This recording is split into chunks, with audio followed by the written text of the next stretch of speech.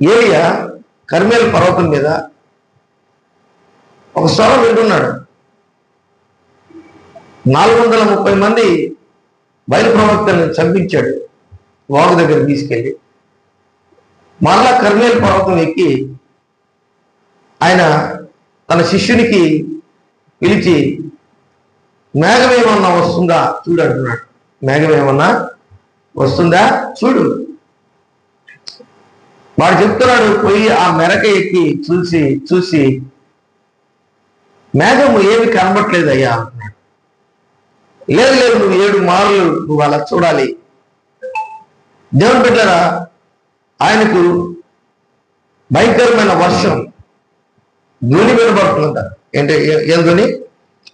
ధ్వని వినబడుతుంది. ఎవరికి? ఏలియాకి.